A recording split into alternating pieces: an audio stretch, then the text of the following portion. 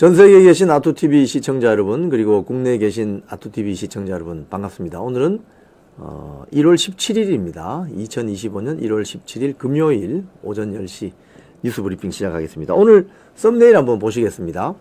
오늘 저는 여러분께 이런 내용으로 뉴스 브리핑을 해드리겠습니다. 주로 조간 뉴스를 중심으로 하는데, 지금 윤석열 대통령 지지율이 47%를 찍고, 지금 조금 전 우리 방송하기 전에 다른 방송에서 지금 50% 넘었다, 이런 지금 여론조사가 나왔다고 방송이 되어서 제가 그 방송에서 예상해 드린 대로 윤석열 대통령 지지율 50% 돌파할 것이다. 지금 아시아투데이에서 두 번 했잖아요. 40%, 46%. 이제 50% 찍고 50% 넘어가는 거죠. 그리고 지금 공수처와 경찰 국수본 등이 아주 불법성이 농후한 그런 영장 집행에 대해서 비판의 목소리가 높습니다. 무법천지 국가가 되면 어떻게 되느냐, 뭐 이런 부분 좀 말씀드리고, 그 공수처가 있는 과천 정부청사 앞에서 스스로 극단적인 선택을 했던 그분이 지금 아주 위독하다고 해요. 그분이 한남초등학교 앞에서도 그런 극단적인 선택을 하려고 했는데, 그분 말씀이 왜 이재명은 잡아가지 않고 윤석열 대통령만 체포하나, 이렇게 이야기했다는 언론 보도가 나왔습니다. 이런 내용을 중심으로 오늘 방송해 드리겠습니다. 먼저 첫 번째 뉴스는 어제 밤 있었던 윤석열 대통령에 대한 체포 적부심 심사 청구 결과 기각됐다는 내용입니다. 중앙일보 기사인데요. 윤 대통령 체포 문제 없다. 중앙지방법원 체포 적부심 기각. 이런 내용이 오늘 새벽 기사로 떠 있습니다. 여기 내용을 보면 서울중앙지방법원 형사 32 단독 소준섭 판사. 소준섭 판사가 나이가 36입니다, 여러분. 36. 나이가 그렇게 많지 않아요. 30대 중반. 어제 밤 11시에 이 중앙일보 이 기사 제목은 윤 대통령 체포 문제 없다. 중앙지방법원 체포 적부심 기각입니다. 네. 어제 밤 11시에 이 사건 청구에 이유가 없다고 인정된다면서 청구를 기각했는데, 중앙일보의 설명은 서울 서부지방법원의 영장 발부 과정이 위법하지 않다는 취지다. 그래서 체포영장 이의신청이 기각됨에 따라 마지막으로 윤석열 대통령이 관저에서 불구속 상태로 수사를 받거나 법원에 출석하는 일마저 힘들어졌다. 자, 이런 내용입니다. 윤석열 대통령 측은 그 기사 석동효 변호사 사진 밑에 보면 이렇게 주장을 합니다. 불법과 탈법이 계속 용인되고 법치가 무너지고 있다. 윤갑근 변호사, 윤석열 대통령 측 공식 대리인이죠. 윤갑근 전 대구고검장 변호사는 안타깝다. 불법과 탈법이 계속 용인되고 법치가 무너지고 있다. 반드시 바로잡도록 끝까지 싸우겠다. 오늘 있을 구속영장 실질심사에서 다툴 것이다. 자, 이렇게 입장을 밝혔습니다. 자, 그런데 이제 윤석열 대통령 측은 어제 심리에서 뭐라고 주장했냐면은 밑에 사진 위쪽에 보면 있습니다. 청구 취지. 체포영장의 적법성 여부를 다루는 거기에서 청구 취지가 뭐냐. 내란죄 수사권이 없는 공수처가 일단 내란죄는 경찰이 수사권을 갖고 있는 것으로 다 알고 있죠. 그래서 내란죄 수사권이 없는 공수처가 어떻게 영장 관할권이 없는 서부지방법원에 영장을 청구했느냐. 그래서 이 체포영장은 위법하고 무효다라고 주장을 한 거예요. 자, 여기에서 두 가지 점이 지금 논란이 되는데, 그러면 공수처가 내란죄 수사할 수 있나? 두 번째, 공수처법상 공수처의 영장 청구 관할 법원은 중앙지방법원인데 왜 우리법 연구의 판사들이 우글우글한 서부지방법원에 가서 영장을 받아왔느냐. 이 두 가지입니다. 자, 그럼 상식적으로 봅시다. 상식적으로. 내란죄 수사권은 경찰에게 있어요. 그럼 경찰이 수사를 해야 되고 경찰이 영장 신청해야 돼요. 근데 공수처가 내란죄 수사권이 없는데 왜 어떻게 수사를 하죠? 요게 하나 논란이 되고, 두 번째는 공수처법상 공수처가 영장을 청구하는 관할 법원은 서울중앙지법이다 이 말입니다. 서초동에 있는. 그런데 왜 이 영장을 들고 서부지방법원까지 굳이 한강을 건너서 마포에 있는 서울 서부지방법원까지 갔느냐. 이게 두 가지입니다. 그래서 지금 이 영장 자체가 불법성이 농후하다. 이런 지적을 받는 거거든요. 자, 그런데 그 밑에 보면은 공수처는 이렇게 이야기합니다.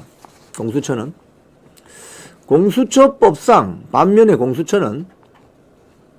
공수처법상 고위공직자 범죄로 명시된 직권남용죄와 직접 관련성이 있는 범죄인 내란죄도 당연히 수사할 수 있다는 입장이다. 자, 그러면 중앙지방법원에서 체포 적법성 청구해서 기각했기 때문에, 자, 앞으로는 그럼 공수처가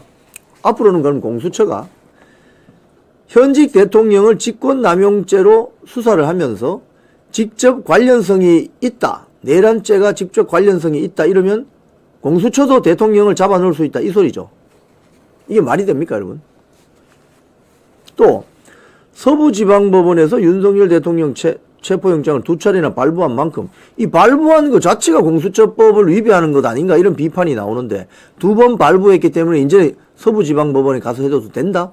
그러면 동부지방법원에 가서도 해도 되고 북부지방법원에 가서 해도 된다 이 말입니까? 그러면 공수처법상 공수처의 관할 법원은 중앙지방법원이라고 왜 굳이 거기다가 정해놨냐는 거예요. 응? 처음에 왜 관례와 전통과 상식을 뛰어넘는 짓을 하느냐 이 말입니다. 지금 공수처가. 그래서 공수처는 이런 주장을 해요. 그러니까 지금 이제 법치가 무너질 때라고 제가 오늘 썸네일을 뽑은 이유는, 법에 의한 통치, 법치가 무너지면 소위 말해서 개인과 개인, 조직과 조직, 세력과 세력 간의 분쟁이나 갈등이 일어났을 때 법치가 무너지면 어떻게 되느냐? 총칼로 싸우게 됩니다. 이게 지금 가장 우려되는 대목이거든요. 대한민국은 1948년 재헌국회 때 헌법을 통과시키고 자유민주주의 체제 공화국임을 선포했습니다. 그래서 투표를 통해서 대통령도 뽑고 국회의원들도 뽑고 지방의원 다 뽑습니다. 그런데 우리나라가 아닌 우리나라 인근의 전체주의국가, 가령 북한, 중국 이런 나라들 보면 투표를 통해서 그들의 지도자를 뽑지 않죠. 그럼 어떻게 지도자를 뽑습니까? 모택동이 한 이야기가 있습니다. 권력은 총구에서 나온다. 총 든 사람이 짱땡이다 이 말이거든요. 그 말은 투표도 필요 없고 힘센 놈이 다 먹는다 이 소리입니다. 힘센 자가 다 먹는다. 그게 독재국가죠.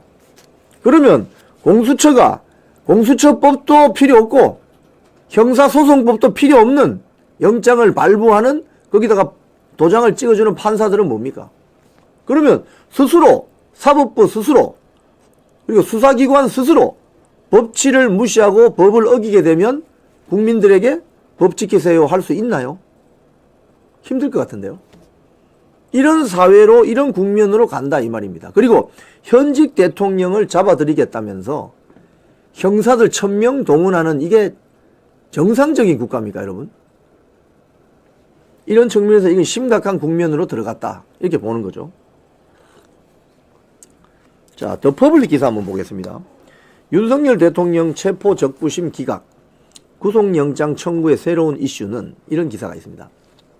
지금 오늘, 그러니까 어제 체포 적부심 청구 심사가 있었던 그 시간만큼 체포영장, 그러니까 공수처의 구속영장 청구 시간이 늘어났습니다. 원래는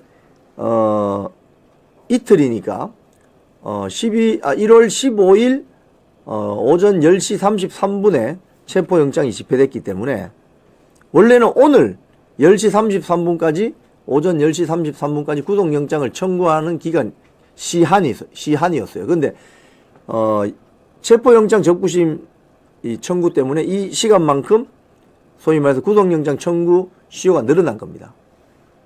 자, 그래서 구속영장 청구를 오늘 공수처가 할 것으로 보여요. 자, 그런데 이 프리즌 뉴스 한번 띄워주시죠. 여기 보면은 국민의힘 입장이 나오는데, 국민의힘 입장이 나옵니다. 윤석열 대통령 체포 적부심 기각, 구속영장 청구의 새로운 이슈는, 이 내용을 보면 이런 게 있습니다. 국민의힘의 주장은, 오늘 국민의힘이 이것 때문에 이제 특별 기자회견을 하겠다고 미리 예고를 했습니다. 여기 내용을 보면은 이런 이야기가 있어요. 국민의힘은 17일, 오늘이죠. 공수처가 관저에 진입하면서, 그 내용입니다. 공수처가 관저에 진입하면서 관저를 진입할 수 있다는 허가의 근거로 제시했던 그 55 경비단장의 문건, 그게 공문서 위조 아니냐 이렇게 주장할 거라고 해요. 특별 기자회견을 할 거랍니다. 자, 무슨 소리냐? 공수처와 경찰 공조본입니까? 거기서 국수본입니까? 55 경비단장을 불렀어요. 조사를 할 게 있다. 불렀어요. 경비단장이 갔어요. 경비단장이 얼마나 놀랬겠습니까? 왜? 자기 선배 장군들이 지금 다 줄줄이 구속되고 있잖아요. 그래서 55 경비단장이 깜짝 놀랐을 거예요. 아마 계급이 대령쯤 될까요? 갔죠. 갔더니 관저에 좀 들어갈 수 있게 해달라 한 거죠. 그러니까 55 경비단장이 그건 제 권한 밖의 일입니다 라고 하니, 경찰과 공수처 관계자들이 그럼 관인이라도 좀 가져와라. 이 도장 있잖아요. 55 경비단 관인.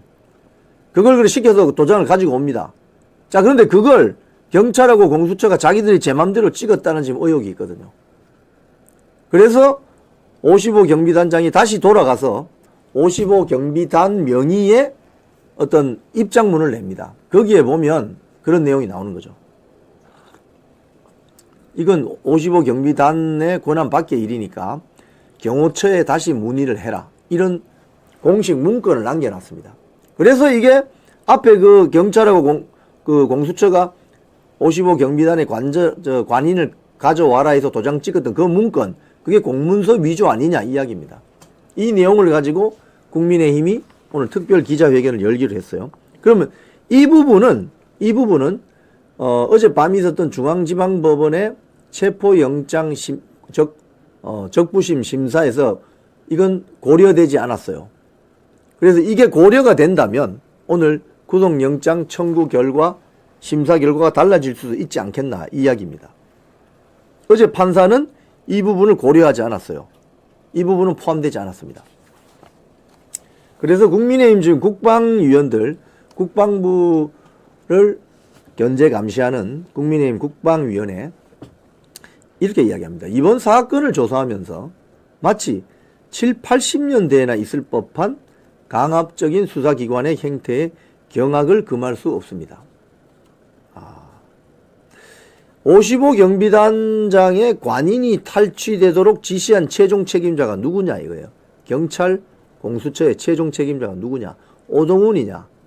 국수본부장 우종수냐? 누구냐? 최종 책임자. 그걸 찾아내서 사법적인 책임을 묻겠다. 그래서 이 자료가 어젯밤 있었던 윤석열 대통령에 대한 체포영장, 체포 적부심 심사에서 반영되지 않았기 때문에 구속영장 이 55 경비단 즉 관저를 들어갈 수 있다고 자기들이 이야기한 그 허가 공문서 위조다.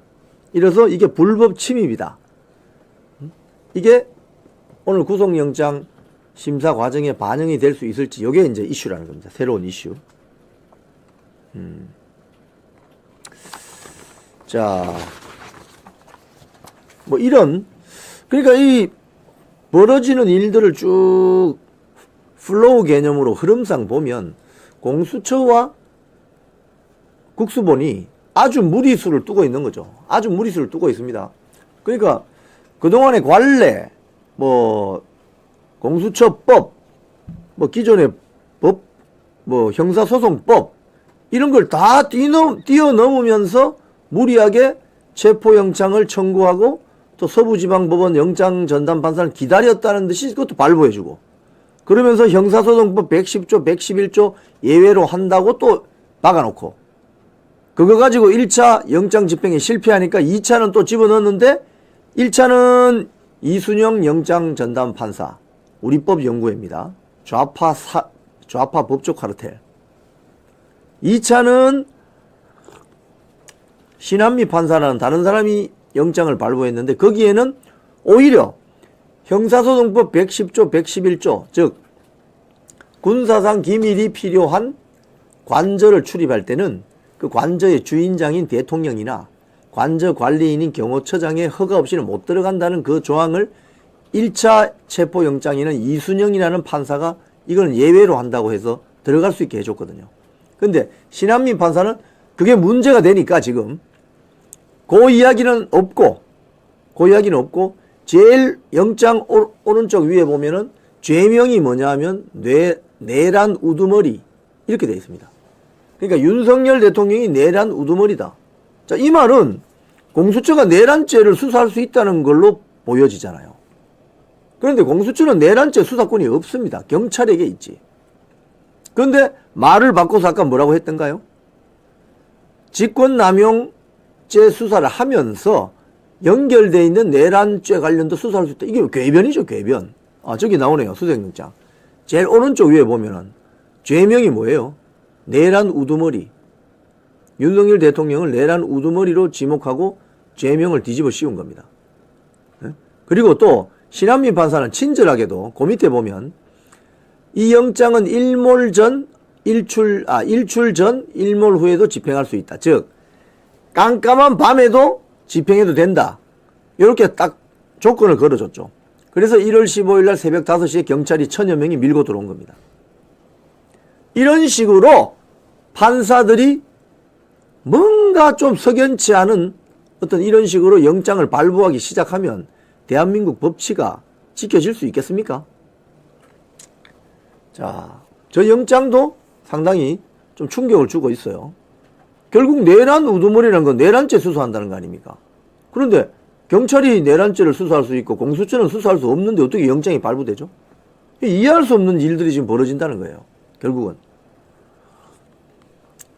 자, 조선일보에도 오늘 떴고 매일경제도 있는데 분신한 50대 남성이 이런 이야기를 했습니다. 이재명은 체포 안 하고 왜 윤만 공수처 인근 50대 분신 이유 밝혔다. 이런 기사가 있습니다.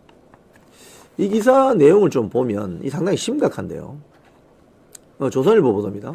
공수처 인근에서 분신한 50대가 뭐라고 했느냐. 이재명은 안 하고 왜 윤석열 대통령 체포하냐. 자, 스토리는 이렇습니다. 이분이 대전에 사시는 분이에요. 본인의 차를 몰고 공수처와 경찰이 2차 영장 체포영장을 집행했을 때 1월 15일 새벽 5시부터 집행했잖아요. 우리 아토TV에서도 그날 그 새벽에 막 형사들이 5시가 되니까 쫙 들어가는 거 보셨죠. 그때 이분이 대전에서 본인의 집인 대전에서 차를 몰고 한남초등학교 앞에 와 있었어요. 그래서 이분이 정말 화가 나서 그날 6시쯤에 경찰이 영장 집행을 시작한 지 한 1시간 지나서 6시쯤에 본인의 외투에 라이터로 불을 붙이려고 이렇게 한 거예요. 그랬더니 그걸 보고 있던 경찰이 붙잡았습니다. 그렇게 하지 말라고 해서 인근 경찰 기동대에 의해서 저지가 됐고 그래서 인근 경찰 지구대로 인계가 됐습니다. 그래서 그 경찰 지구대 경찰관들이 왜 그렇게 극단적인 선택을 하려고 했느냐, 왜 옷에 라이터 불을 붙이려고 했느냐라고 했더니 이분이 했다는 말씀입니다. 이게 이재명 민주당 대표는 체포를 안 하는데 왜 윤석열 대통령을 잡아가느냐. 화가 나서 그랬다. 다시 한번 제가 읽어드릴게요. 이재명 민주당 대표는 체포를 안 하는데 왜 윤석열 대통령은 잡아가려고 하느냐. 화가 나서 불을 붙였다. 이렇게 이야기했다고 합니다. 그런데 이분이 그날 오후에 이제 윤석열 대통령 공수처에 출두하고 그날 오후 저녁에 8시, 밤 8시 5분쯤에 과천에 있는 공수처 인근 녹지에서 인화물질을 뒤집어 쓰고 본인의 라이터로 불을 붙였다는 거예요. 그래서 3도 화상을 입었는데 지금 병원으로 이송이 되어 있는데 위독하다는 거예요. 저도 현장 기자 시절에 화재 사건 났을 때 거기서 숨진 분들 시신을 부검하는 그런 현장을 제가 몇 번 본 적이 있습니다. 화상을 입게 되면 몸이 타서 돌아가시는 것이 아니라 이 기도에 큰 상처를 입어서 다들 돌아가십니다. 숨을 못 쉬고 돌아가십니다. 주로. 그래서 이 몸에 불이 붙어가지고 있었기 때문에 아마 기도가 숨을 쉬는 이 기도, 허파로 이어지는 이 기도가 큰 상처를 입을 가능성이 큽니다. 자, 이분이 쾌유되어서 정말 다시 회복 잘 쾌유하기를 바랍니다. 그런데 지금 이분이 위독하기 때문에 어떻게 될지 모릅니다. 자, 그런데 여기서 이 방송을 보시는 많은 분들이 아마도 똑같은 심정이실 거예요. 왜 이재명은 재판 지연시키고 본인의 공직선거법 재판만 6개월 안에 끝낼 수 있는 걸 2년 2개월을 끌어서 이제 1심 선고 났습니다. 그리고 대장동 백현동 사건, 쌍방울 대북 불법 송금 사건 아직 재판 시작도 못한 것도 있어요. 1심 선고 날려면 언제 날지 모릅니다. 그동안 이재명은 뭐 단식한다, 재판부 기피 신청한다, 또는 변호사 바꾼다 이러면서 수차례 재판 지연 전술을 폈습니다. 거기에 사실 협조했던 많은 변호사 출신들이 지난번 총선에서 공천 많이 받았죠.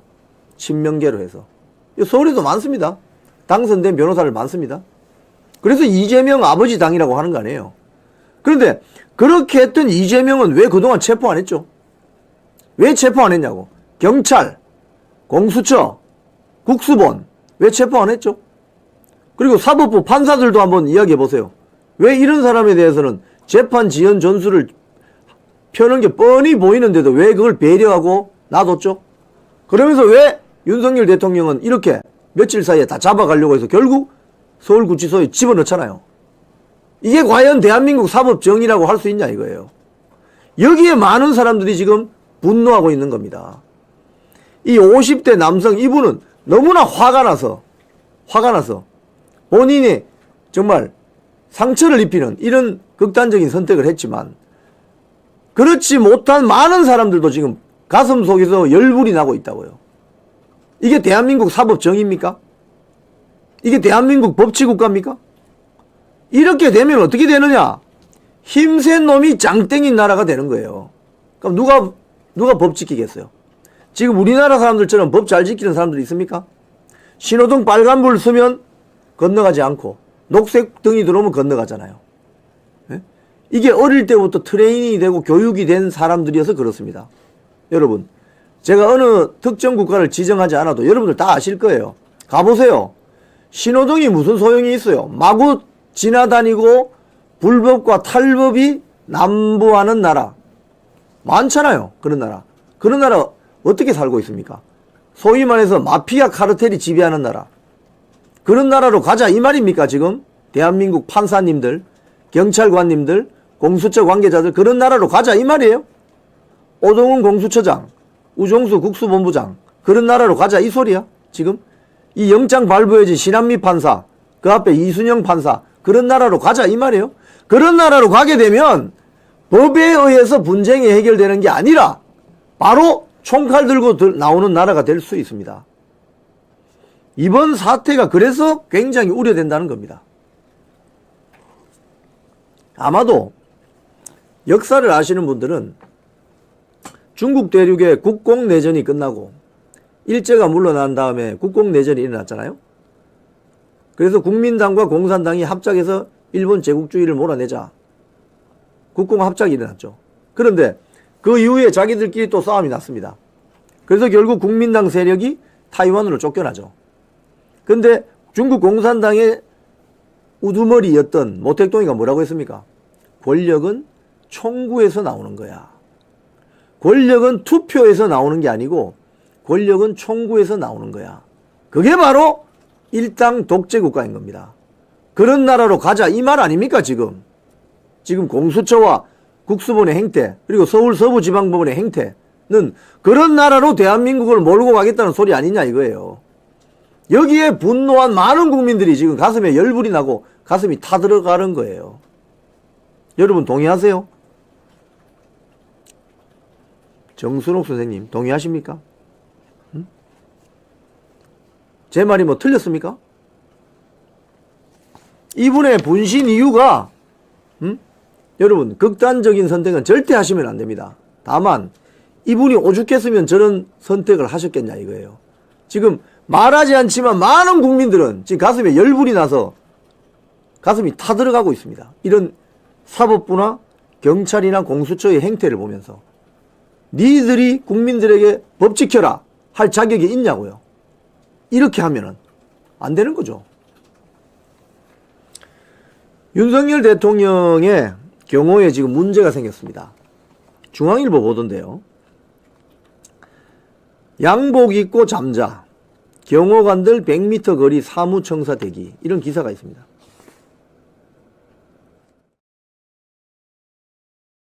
그래픽이 하나 있는데 윤석열 대통령이 구금되어 있는 장소 그래픽이 하나 있어요. 이걸 보면은 이제 저런 1인 독실방에 이제 구금이 되는데 문제는 이겁니다. 소위 말해서 서울구치소 안에 윤석열 대통령에게 안 좋은 생각을 가지고 있는 사람이 안에 있을 수 있잖아요. 그러면 예를 들자면 위해를 가할 수도 있잖아요. 그럼 현직 대통령은 경호처법상 근접 경호를 받아야 되잖아요. 그런데 그 경호원들이 저 방 옆에 있지 않다는 겁니다. 저 방이 있는 방은 구치소 담장 안에 있는 보안청사이고 경호원들은 그 담장 밖에 100m 떨어진 사무청사의 경호원들이 있다는 거예요. 그럼 경호가 돼요 그게? 경호할 필요가 없는 거지. 어? 경호 자체가 안 되는 거예요 지금 현재. 불가능하다는 거예요. 저 방 옆에 저 그래픽 보시죠. 저 그래픽 같은 방 바로 입구나 어디 의자에 앉아있든지 경호원들이 이렇게 해야 되는 거 아닙니까? 그런데 경호원들이 저 방이 있는 건물과 다른 건물 사무청사에 있다는 거예요. 그것도 이 사무청사와 경호원들이 있는 사무청사와 윤석열 대통령이 있는 이 보안청사 구치소 안에 있는 그 사이에 높은 담장이 있다는 거예요. 그래서 경호처 직원들은 그 안으로 못 들어간다는 거 아닙니까? 그게 무슨 경호입니까? 응? 폼만 내는 거지. 그게 대통령 경호예요? 지금 윤석열 대통령은 서울구치소에 있지만 현직 대한민국 대통령입니다. 그럼 경호를 받아야 되잖아요. 사실상 경호를 못하게 만들어 놨습니다. 그럼 윤석열 대통령에게 어떤 일이 불미스러운 일이 일어나면 누가 책임질 거예요? 책임질 사람 없죠. 그래 놓고 지금 이따위 식으로 불법성이 농후한 영장 집행시켜가지고 관저에 침입하게 만들고 또 그 영장 자체가 적법성 여부를 좀 따진다. 그래서 인용이 되어서 한남동 관저에서 좀 기다리게 해달라고 했더니 그거마저 기각해버리는 이런 대한민국 사법부. 그러면 그 판사, 중앙지법원의 판사, 서부지방법원의 판사가 윤석열 대통령이 저 구치소 안에서 아주 불행한 일을 맞이하게 되면 자기들이 책임질 거예요? 책임 안 지잖아요. 응? 이게 얼마나 지금 심각한 일인지 여러분 아시겠습니까? 현직 대통령이 경호를 못 받고 있습니다. 혼자서 저 방에서 무슨 일이 벌어질지 모르는데.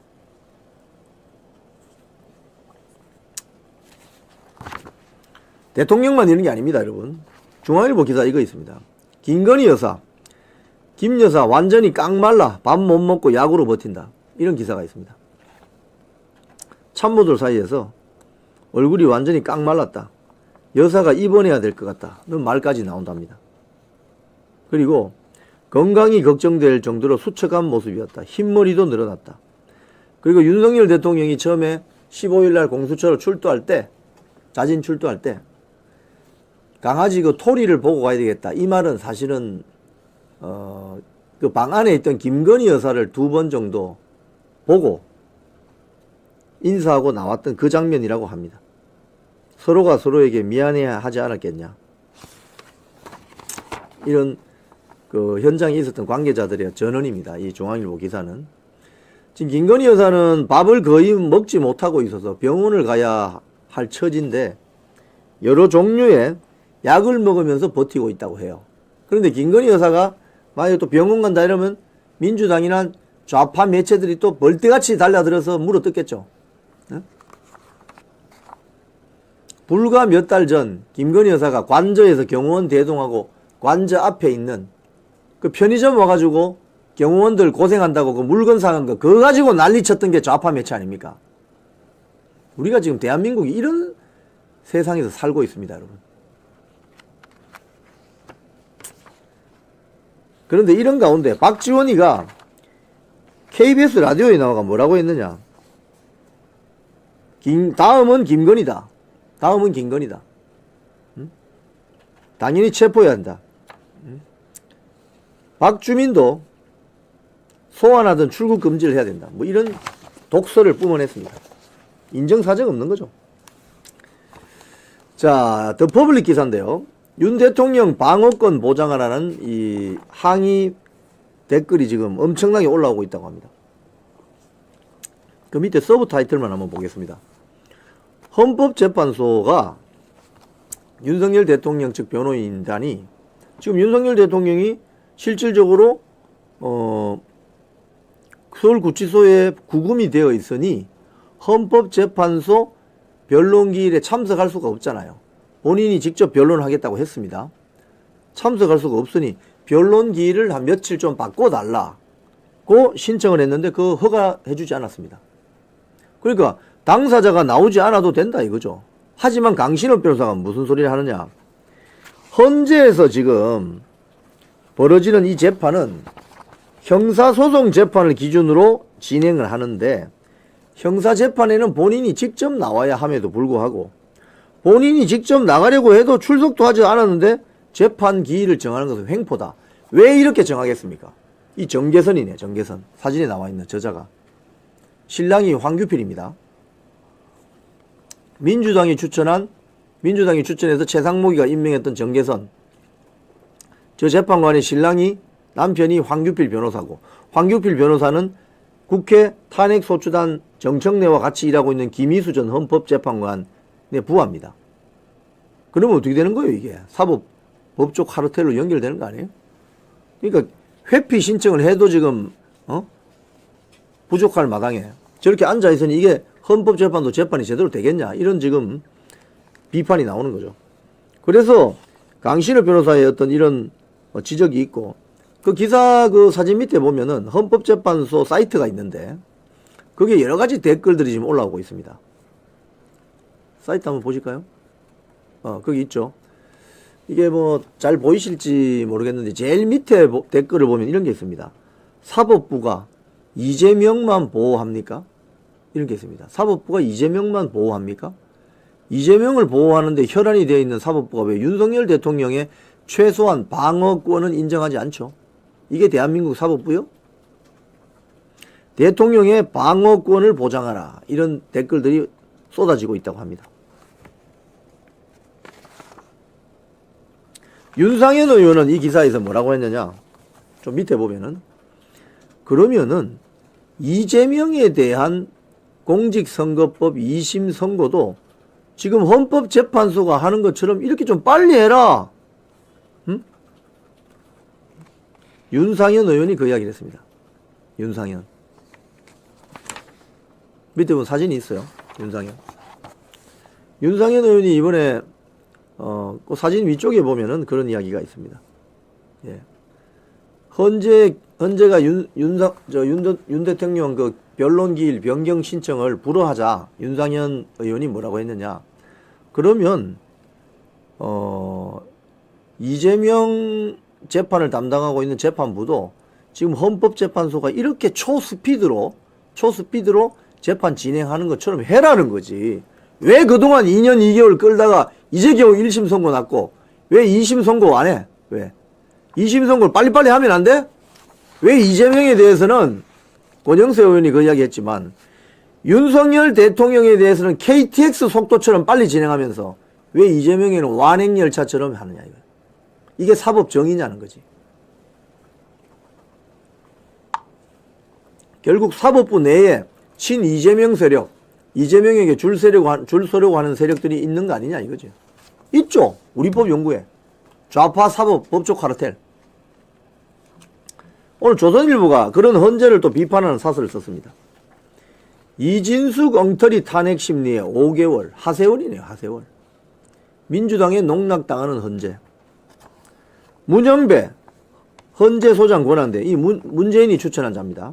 문영배가 이진숙, 그러니까 이틀 전에 이진숙 방통위원장에 대한 변론 기일을 마치면서 뭐라고 했느냐. 재판이 늦어져서 안타깝게 생각한다. 생각만 하면 뭐해? 행동을 해야지. 그럼 재판이 늦어지지 않도록 행동해야 될 거 아니야? 재판이 늦어져서 안타깝게 생각한다고? 5개월 끌었으면서? 그러면서도 선고를 언제 하겠다는 선고 기일은 정하지도 않았다는 거예요. 선고 기일은 정하지도 않았다. 이게 뭡니까? 재판이 늦어져서 참 안타깝게 생각한다. 생각을 했는데 그러면 선고 기일이라도 빨리 잡아서 끝내줘야 되는 거 아니에요? 선고 기일은 잡지도 않았다는 거예요. 이준숙 방통위원장에 대한 탄핵 관련 그 과정을 보면 민주당이 국회 몫으로 되어 있는 방통위원을 추천하지 않아서 그런 사태가 시작된 거예요. 5인 체제를 구성하지 못하도록 쉽게 얘기하면 해방지를 놓은 거죠. 그리고 헌법재판소 재판관들도 국회 몫 추천 안 했잖아요. 그래서 헌재를 마비시켜 놓으니 장관급 이상들을 탄핵 소추해서 가결해서 보내버리면 헌재에서 결정이 안 나요. 그러니까 탄핵 소추 받은 장관들은 헌재에서 심리가 안 되니까 빠져나가지 못하고 그럼 후임 장관 지명도 못해서 윤석열 정권이 국정 마비가 오도록 해방제를 놓은 것이 민주당이다 이거예요. 그런데 덜커덕 비상계엄 사태가 벌어지고 윤석열 대통령 탄핵 정국이 시작되니 민주당이 부랴부랴 헌법재판소 재판관 3명 빨리 충원하자고 한 것입니다. 이게 얼마나 정략적인 짓입니까? 그래서 조선일보 사설은 이렇게 이야기합니다. 이렇게 하면 이런 재판을 누가 공정하다고 하겠냐? 이런 재판을 누가 공정하다고 하겠냐? 그게 마지막 멘트입니다. 여러분 공감하시죠? 이런 재판이 공정해요. 지금 헌법재판소 재판도 제가 봤을 때는 굉장히 불공정하게 진행될 가능성이 높아져 있습니다. 지금. 자, 그런 가운데 아주 오늘 희한한 뉴스가 있습니다. 박지원이 최상목과 헌법재판관 임명 협상했다는 보도가 있습니다. 이게 내용을 보면 이렇습니다. 박지원이 어제 KBS 라디오에 나와서 그 아까 제가 보내드렸던 헌법재판관 정개선 그 혹시 헌법재판관 그 그래픽 있으면 한번 보여주시죠. 헌법재판관을 임명할 때 한덕수 대통령 권한대행은 임명하지 않았어요. 왜? 이겁니다. 자, 지금 보면 원래 6명의 윗줄에 있는 6명의 헌법재판관 뿐이었잖아요. 그런데 밑에 3명을 국회 몫으로 추천하려고 했죠. 근데 마은혁이는 빼고 정개선, 조한창을 추천했습니다. 정개선은 민주당 추천이고 조한창은 국민의힘 추천입니다. 자, 그런데 박지원이가 뭐라고 했냐면 KBS 라디오에 나와서 이 3명을 임명하는 과정에 최상목이가 자기하고 협상을 했다는 거예요. 처음부터. 그러니까 최상목이가 박지원하고 헌법재판관 이거 임명하는 거 가지고 박지원하고 협상했다는 거예요. 그런데 3명을 다 하지 않고 여야 추천 1명씩, 즉 정개선하고 조한창만 임명했다는 거예요. 마지막까지 자기가 박지원이 설득을 했는데 안 되었다. 그럼에도 불구하고 박지원은 2명인 정개선, 조한창 임명해 준 것은 높이 평가한다고 이야기했습니다. 그러니까 최상목이가 박지원하고 처음부터 짠 거다. 이렇게 볼 수 있죠. 그런데 기재부가 어제 입장 자료를 냈는데 박지원 의원의 주장은 사실이 아니다. 최상목 권한대행은 헌법재판관 임명 문제와 관련해서 각계의 원로와 다양한 전문가 그룹의 어드바이스를 경청한 뒤에 결단했다. 박지원 의원은 포함되지 않았다. 접촉한 일이 없다. 자, 이렇게 이야기했습니다. 자, 그러면 이렇게 해야 돼요. 자, 최상목은 오늘이라도 박지원을 명예훼손죄나 모욕죄로 고소하십시오. 그러면 최상목의 진정성을 믿을 수 있겠는데 그냥 이렇게 입장문만 발표하고 명예훼손죄나 모욕죄로 고소하지 않으면 최상목이는 거짓말을 했다고 볼 수밖에 없어요. 왜? 박지원이 거짓말이라고 이야기해야 되잖아요. 어? 바로 오늘 고소해야지. 고소 안 하면 박지원 말이 맞는 거지. 그죠? 자, 이런 가운데 중앙일보 기사가 또 이런 게 있습니다. 기재부가 다음 정권 잡으려 한다. 민주당 최상목 지금 대통령 권한대행의 권한대행, 이창용 한국은행 총재. 무슨 소리냐? 민주당의 일방적인 주장입니다. 자, 그런데 보십시오. 최상목이가 권한대행의 대행을 하면서 제일 먼저 한 일이 헌법재판관 2명 임명한 거잖아요. 근데 박지원이가 그거 자기하고 상의했다고 하잖아요. 어? 최상목이가 이거 문제 제기 안 하면 이건 그냥 팩트로 가는 겁니다. 그런데 최상목이가 그때 아니 한덕수 전 대행도 하지 않았던 헌재재판관 임명을 왜 최상목 네가 안 하냐. 대행이 적극적인 인사 권한은 최대한 절제돼야 된다. 그게 8년 전에 황교안 전 대통령 권한대행이 이야기했잖아요. 박근혜 대통령이 파면되기 전에는 장관급 인사는 절대 자기가 안 했다. 파면되고 나서 헌재재판관 1명 남은 거 그걸 자기가 임명했다. 이렇게 이야기했잖아요. 근데 최상목이는 그걸 다 어겼습니다. 그런데 그때 최상목이를 두둔하고 나선 자들이 누구냐? 바로 한국은행 총재 이창용, 그리고 금융감독원장 이복현인가요? 윤석열 대통령이 신복이라고 해서 지난번 총선에 나올까 말까 했던 그 사람들입니다. 이 사람들의 특성이 뭐냐? 다 기획재정부하고 관련이 있습니다. 소위 말해서 이창용이나 이복현이 그 멤버인지는 저는 확인할 길이 없습니다만 우리가 통칭해서 소위 말해서 대한민국을 움직이는 기재부 마피아들이 있다고 하죠. 기재부 출신 마피아들. 이 사람들이 금융, 산업, 통상 이런 쪽에 많이 들어가 있다고 하죠. 그 사람들이 지금 야 윤석열 대통령 이제 곧 넘어갈 것 같으니까 기재부가 우리가 대통령 권력 한번 잡자 이런 소리가 나온다는 겁니다. 참 통탄할 만한 일이죠. 현직 대통령은 불법성이 농후한 체포영장에 따라서 지금 서울구치소에 구금되어 있는데 이 자들이 지금 하는 짓이라는 것이 다음 대통령 우리가 먹자. 이러니까 나라가 망하지 않을 수 있겠습니까, 여러분? 이 기사 내용을 보면 이런 내용도 있습니다. 익명을 원한 친명계 재선 의원은 기재부 올드보이들이 최상목 대행을 향해서 다음 대선에 한번 출마해봐라. 이렇게 부추긴다는 소문이 흘러나온다는 거예요.